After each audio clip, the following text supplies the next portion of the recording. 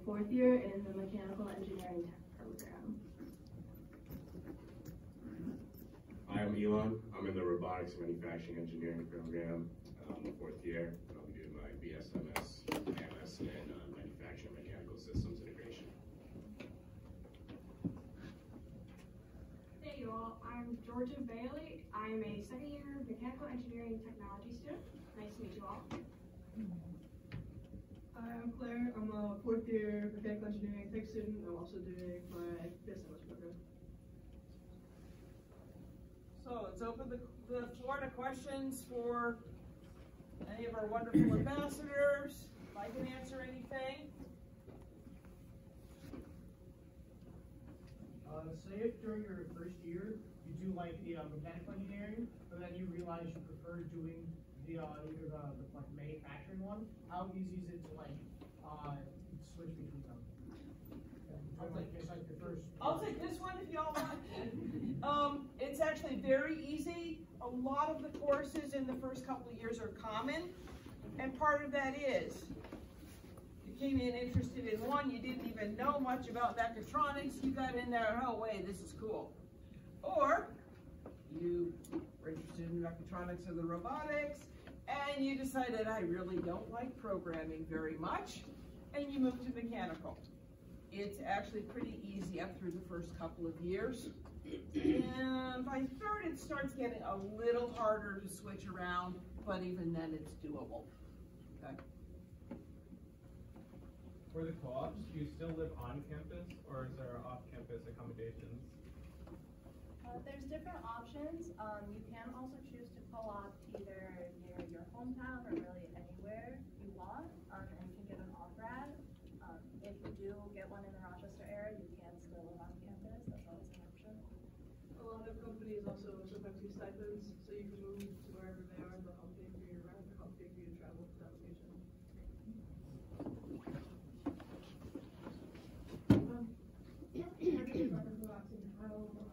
How do you find out about them? So the co-ops, you can find about them through the career fair. There's also RIT Career Connect, or LinkedIn, Indeed, any job site that has internships you can find them.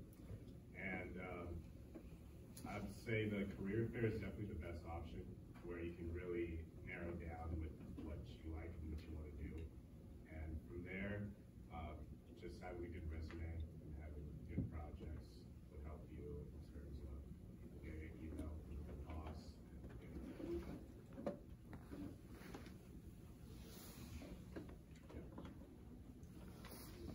You said that something like good resume and good projects. Do you have like a small example of what that might look like? Yeah, so for my first co-op, I used the projects that I did the first year of college. So one of them that was in the machine tools lab, we did a little air engine. We had to design, we had to manufacture all the components, and that's one of the projects I put on my resume. And so that's just a small example. You can also have like 12 projects or anything, any other projects that you do. It doesn't have to be in class. Yeah. What made you choose the technology course over just? Well, playing engineering is a lot of theory, and I'm very much more of a hands-on person. The first year, about the first week, they start making you build projects, and that's something I like a lot to get into right away. Yeah. I believe you can do them internationally. You can do them internationally. We don't have as much support for finding international, although we do have some. And in general, if we don't have a co-op for something, but you have a family connection or something, we can find ways to help support you to make that be a registered co-op. So while we have lots of opportunities, you all also may have options, and we can find ways to work those. It just becomes a little bit of an approval process. And international, often you're going to have to do more of the legwork on those. So some of the, I had some on the in the auto industry internationally. So I saw some hands up over on this side. Questions? Yeah. Are any of you working on a capstone project? And if so, what is that? Like, what is your particular project that you're working on? Or is that not required at the end of a master's or a bachelor's? And is it an individual project or is it something that you're doing in a team? Have either of you started your graduate capstones yet? I'm helping someone with this right now. Okay. I'm looking that up. There's some different options. So I do know people who are working as a team towards their capstone. They're all working on different parts of an electric bike. There's also a lot of professors have graduate research that you can be a part of and do your capstone with them. And then you can also choose to do a personal project. So you haven't picked out which one you want No, yet? no. I see your hand, but I want to follow up loosely. So we have senior project at the end of the undergrad, and everybody who's doing the bachelor's has to participate in senior project. That is team, it's discipline teams. Some of these are industry sponsored, some of them are philanthropic, some of them are supporting faculty research. So that is a requirement for all of the undergrad.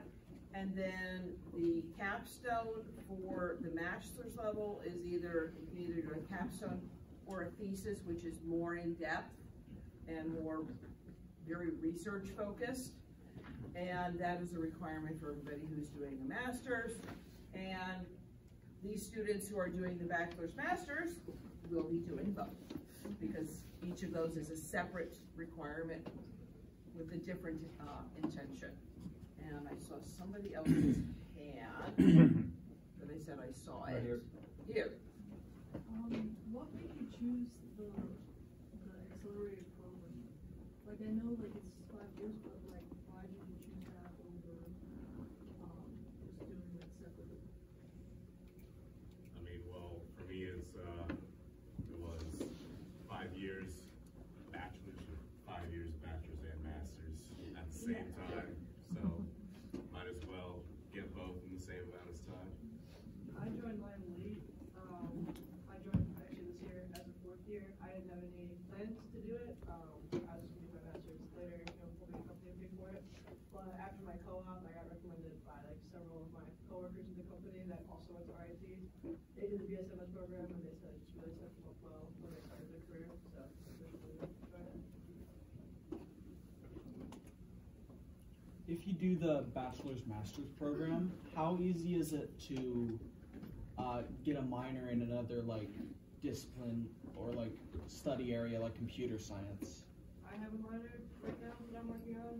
It's definitely extra course load, but in terms of like fitting into your schedule, it's not horrible. And I have one that's like completely out of this discipline, so it is possible. You are also required to do an immersion, which is similar to a minor, but it's only 3 classes. So a lot of students will just tack on the other 2 classes to make that minor.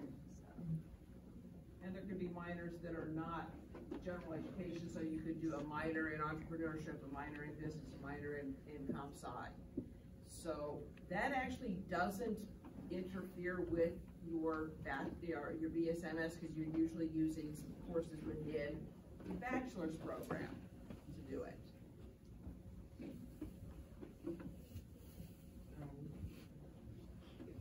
How would you compare the course load for the BSMS compared to just the Well, so for BSMS, the way the clubs are set up are a little different. Since you're getting your master's as well, you have to take 5 years of classes all in spring. While for the bachelor's program, 2 of those semesters are dedicated to co-ops. So there's 2 extra semesters of work, but in terms of course load per semester, I would say they're pretty similar. There's not much more. The student over in the back that has a black hat on has raised his hand a couple times. Yeah. Question, how much free time do you have, and how many classes are you able to take in other colleges / not related to your major? I haven't done much more than the immersion outside of but I would say I do have a decent amount of time outside of class. I find if you learn how to balance your time well, you can definitely find time for either extracurriculars. If you want to take some extra classes, there's definitely room for that.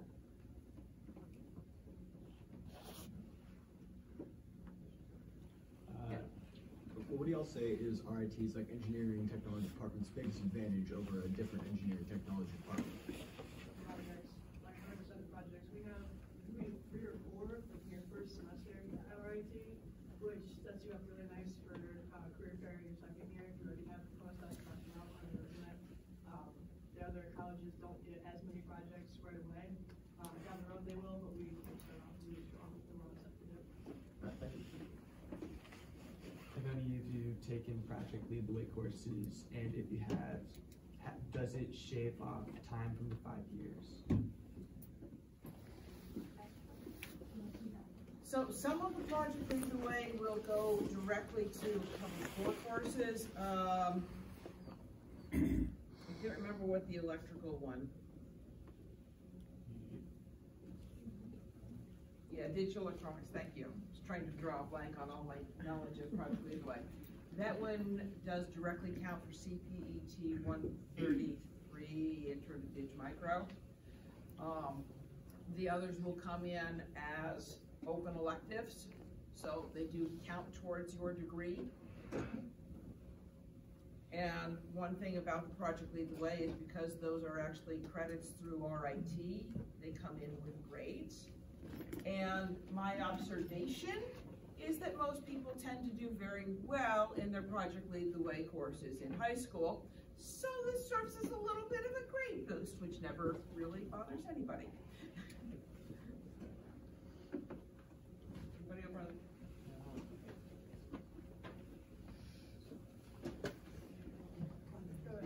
How many opportunities do you have to work interdisciplinary with other engineering technology students? Capstone or undergrad project is a big one.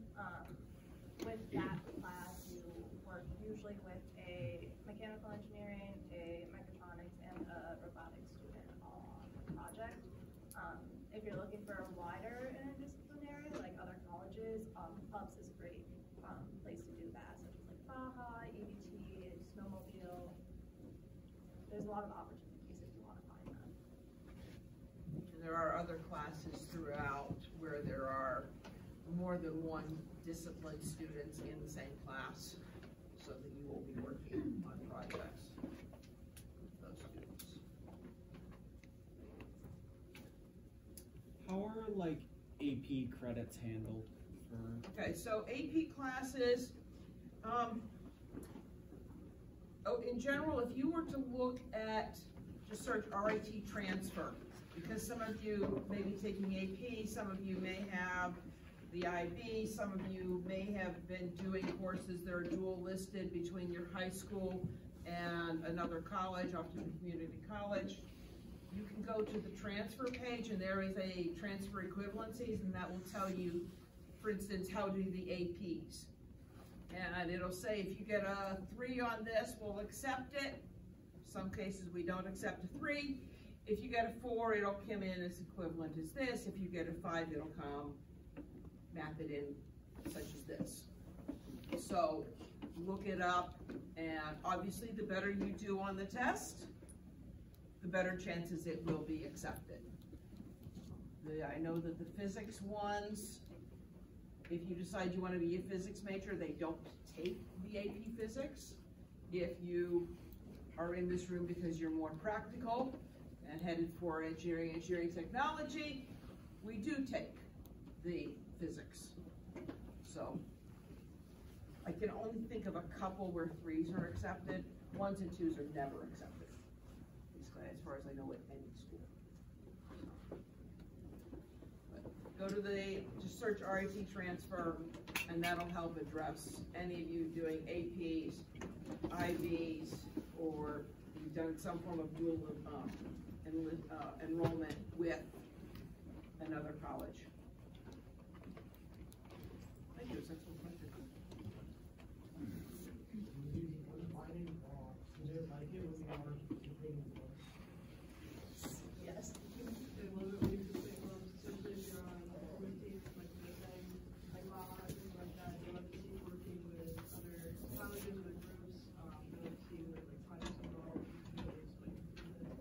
really like to see if you can balance clubs with your coursework. How many questions?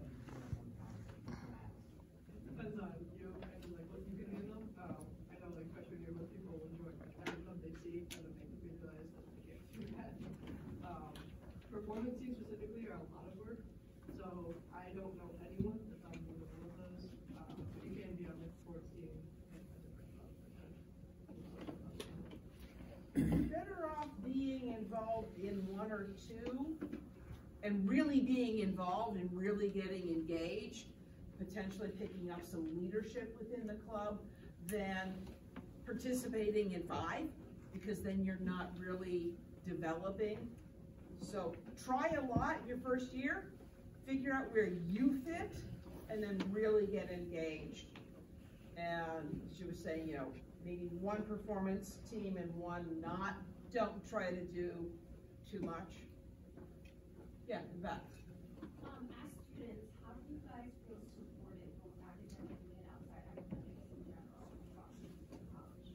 Well, the advisors, they take good care of you. They do. They map out your programs. You go and have meetings with them. Also, your professors, they take really good care of you. Anytime you need to email them about courses or projects or anything like that, they tend to give really good advice. So academically, you feel very supported, and they're all looking out for your best interests. Yeah. What is a typical class size for first year classes, and is this what a typical classroom looks like, or are there any classrooms that we'd be able to see today? Okay, class size can vary greatly. There are classrooms that are set up like this, and the intent is, not that I'm talking the whole time, but I may talk and then, okay, let's work together on solving something. So those may be some of the larger classes, but it's not the prof talks. Some of the classes also, by the time you get into labs, we're running sections of 12.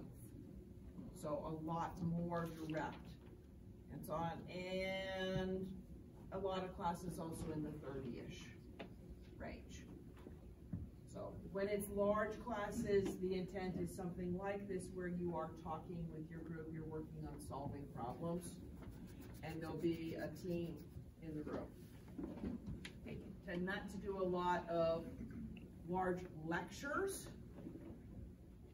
When it's large, it's interactive. When it's small, it's interactive too. The large classes also tend to have a lot of TAs, so they have usually like, I would say 5 or sometimes even more TAs for class sizes like this. And the labs she was talking about as well are also paired with those size lectures. If you wanted to see what one of the bigger classrooms look like, they're typically held in the shed, which is in the center of campus. That's most likely open today, so if you wanted to take a look at that, that's where it is. Thank you. I can give an example. I'm a TA for a class size of 117 students. There are 5 or 6 TAs of us, and we would normally have like 3 tables served, like watch an eye over, and each table we'll break them up into 2 groups where there are 3 students in each group, and we'll have them go to the boards in the shed to work on class activities.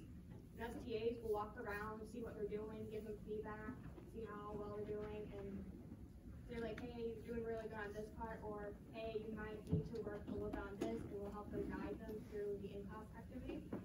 And a lot of TAs hold office hours too for some classes, so if I were you guys, go to office hours, whether it's your professors or TAs, because we can help you, like with your homeworks, questions, projects. We're here to help you guys because we were in your booth for that class.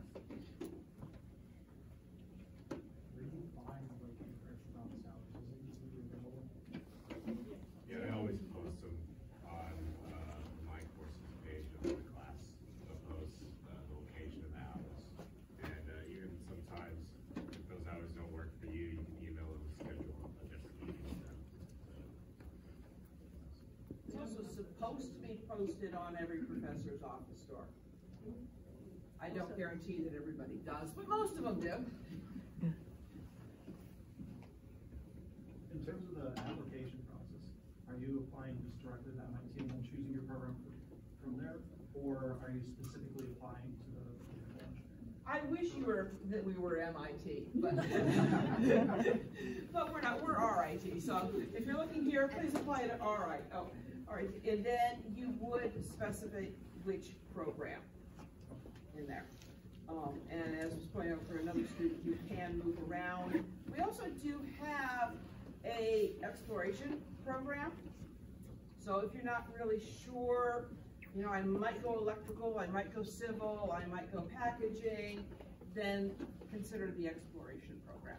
But if you're pretty sure I want to do mechanical or mechatronics or robotics, but I'm not sure across those, go ahead and sign up for one, and you can move easily among them. Talk about your social life outside of labs and classes.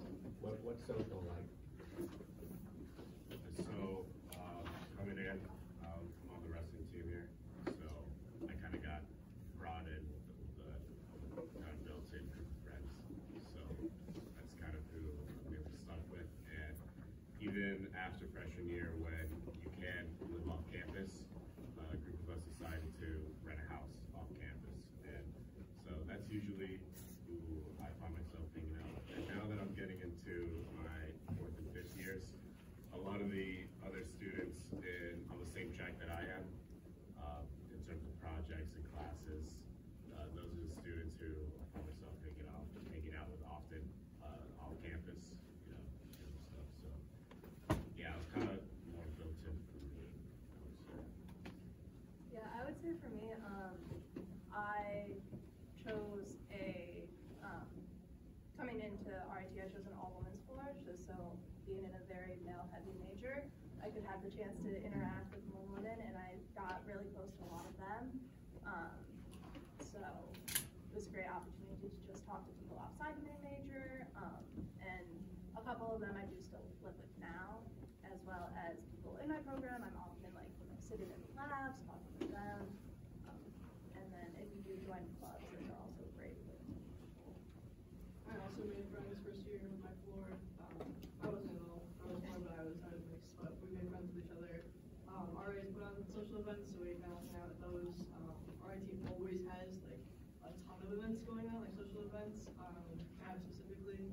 So met people there, went with them there. Joined clubs. I wanted to do club sports, so joined a sports team and still hang out all my teammates and my main friend group. I mostly count with my friends with the welding club. Just before the semester started, we went to a event for American Welding Society, where we actually went to Niagara Falls.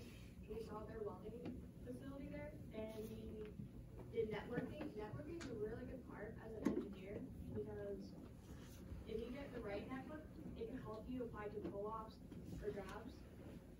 And right now, I'm basically doing my own little project for Welding Club, where I have to create a keychain for a fundraiser, and I'm talking to upperclassmen for ideas on how I could make it better. So there's lots of clubs here where you can find anything with a Welding Club. You can be in mechanical engineering technology, or you can be an art major. We're welcome to everyone, because we're all about inclusivity and diversity in our Welding Club. Every club on campus is open to anybody on campus. We haven't had a lot of questions from stage left. I don't know if that's because we're looking more this way or there aren't hands raised over here, so I want to make sure that we're.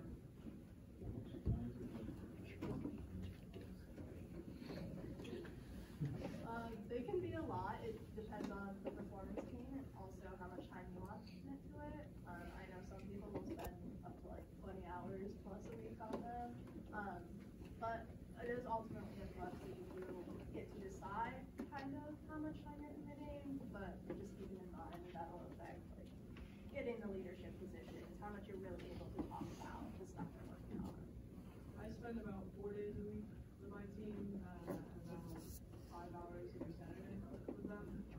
But it also depends on what your goal is with the teams, and like you said, you kind of choose. If you feel like it's taking up too much of your time, or you can only spend so many hours for opportunities, just look that way. Academics first. Is there an opportunity to take your EIT before you leave, and is there a class associated with that? Okay, so EIT, that's the engineering training exam in stage 1 in professional licensure. And you can take that in the last semester. It usually runs about April. And there is a prep class that we run for that in the in the spring. And that would be of your final semester. You cannot take that for quite a few years, my friends. So that is the first step in licensure. That's the one that you would take while you are in school. Then you have to work for a period of time after that and take a much harder exam. And I am not saying the EIT is easy. Okay, let's get that one dispelled right away. It may be all multiple choice, but it's got some kickers on it. Or at least it did when I took it. So if you're doing the bachelor's master's program, would it be end of your 4th or end of your 5th year? Okay, so if you do the bachelor's master's, you get both degrees at the same time. And so it would be your last semester.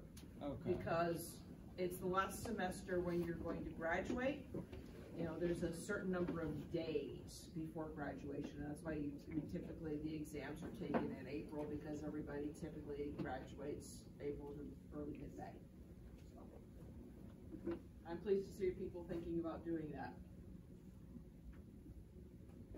Other questions? We still have about 5 minutes before we need to release you. Yeah. Is there a deadline on transferring from graduate to the program?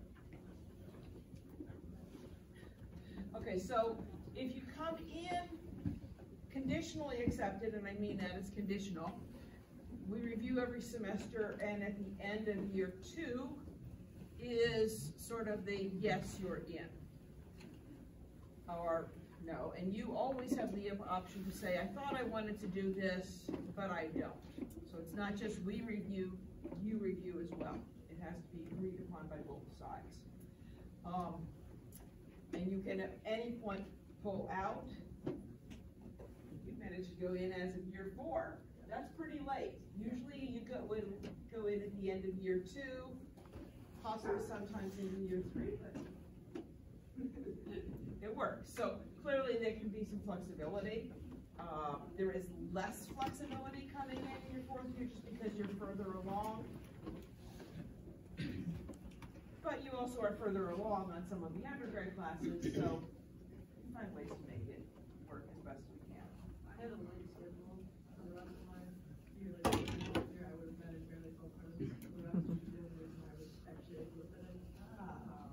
I'm in 18 credits, so I graduated now. So that's I do also know a student who joined on it late, and so just like decided to do an extra semester.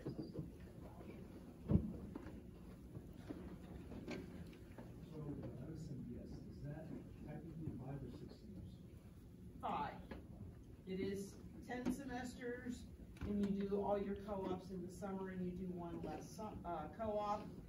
And we are able to double count a course or 2, and what that means is one course counts towards both your undergrad and your graduate. There are also opportunities to head towards an MBA as opposed to the technical masters. That requires some very good conversations with your advisors, because you want to make sure that you're getting some courses set such that you go into the MBA set up. I think you can have 2 courses taken care of. There's also options to go in and do a JD law degree. I personally don't know of any students that have done that, so I don't know all the details on that, but there is that option. I think it's over at Syracuse. And co-op is, if it's a single block, about 3 months. Double block could be 6 to 8 months. There are minimums.